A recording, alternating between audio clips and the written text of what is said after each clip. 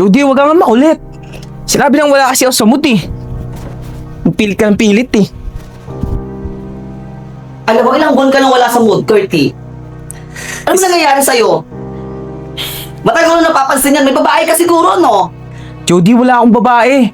Eh bakit ka nga nagkakaganyan? Jody, pagod ako. Galing akong trabaho. Di ba gusto mo magtrabaho ako? Yan, binigay ko naman sa'yo ah. Ba't ka nagkakaganyan? Curty, may mga pangangailangan din ako. May mga pangangailangan tayo bilang magjowa. Bakit ako di ba ako napapagod? Nagkatrabaho din naman ako ah. Ayaw mo pang aminin. May babae ka talaga. Umamin ka na. Bahala ka sa buhay mo, Jody. Mag-isip ka kung anong gusto mo. Curty!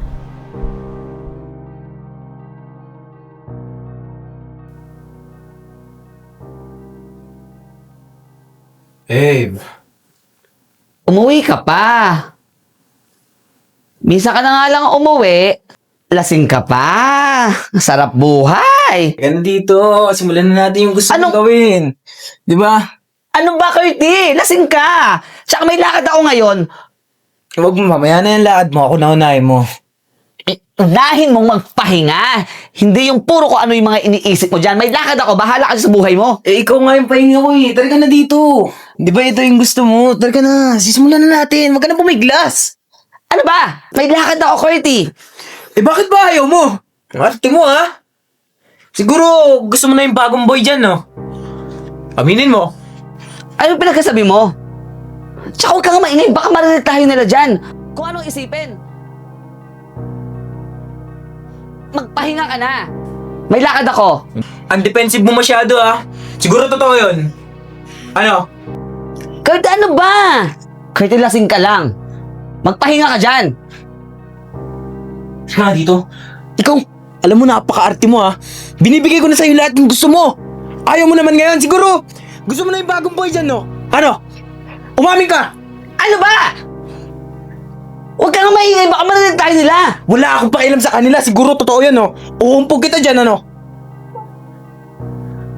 Lasing ka lang. Magpahinga ka dyan. Jody! Jody!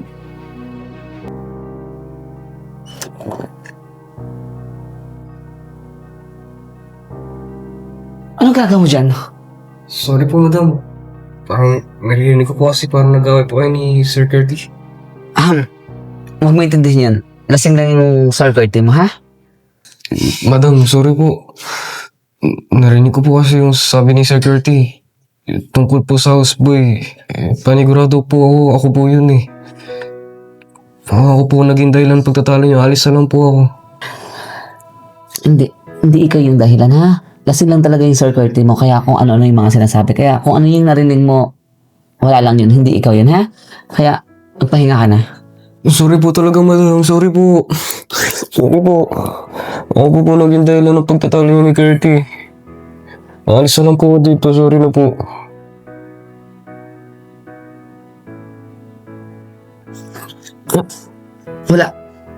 Walang aalis. Walang maghihiwalay. Hindi ikaw yung dahilan, ha?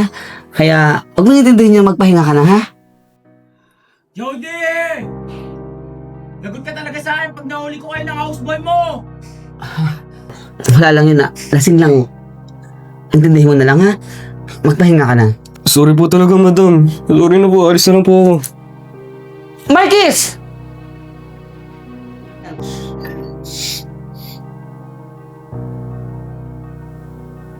Marquis, ano ba? Hindi. Wala nga alis. Hindi nga dahilan. Madam, hindi naman po ako bingi. Narinig ko po si Sir Curtis. Hindi, ganito na lang. Kakausapin ko yung Sir Curtis mo, papaliwanag ko. Tsaka lasing lang talaga siya noon. Kaya kung ano na yung mga sinasabi niya, kaya huwag mong iintindihin yun, ha? Hindi ka aalis, mag-stay ka lang dito. Tsaka, nakapangako ko sa pinsan mo na dito ka, ha? Hindi ka aalis, dito ka lang. Ha? Dito ka lang. Hindi po talaga, ma'am. Alis na po ako. Hindi nga, wala nga.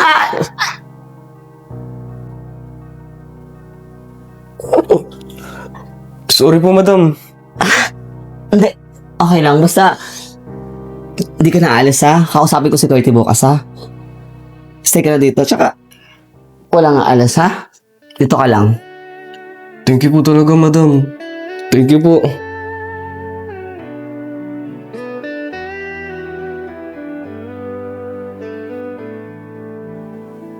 Sa dilim ng gabi, may naghihintay. In the darkness of night, something rare. Mga alaala na di ko maintindihan. Parang kilala na kita noon pa man. Sa mga mata mo, isang himala. In your eyes, a miracle.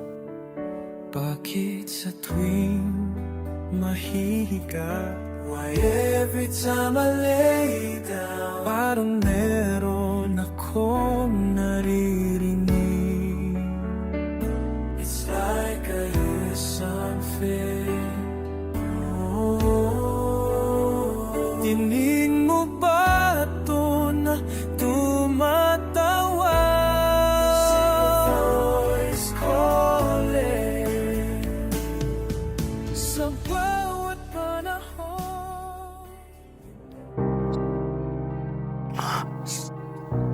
Good morning po, Sir Curtis. Gusto niyo po ng kape? Sige, maganda mo.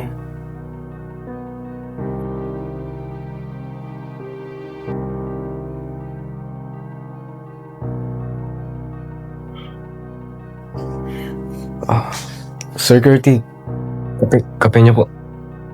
Ikaw, huwag mong dinidiskartehan si Jody ah. Alam ko na ang mga galawan mo. No, Sir Curtis. Hindi ko po magagawa yun. Ayaw na ayaw ko po sa gulo. Siguraduhin mo lang ah. Kasi kung malaman kong dinidiskartehan mo yun, malalagto talaga sa akin. Huwag niyo po sana pag-isipan ng ganyan, Sir Curtis. Sige na, umalis ka na.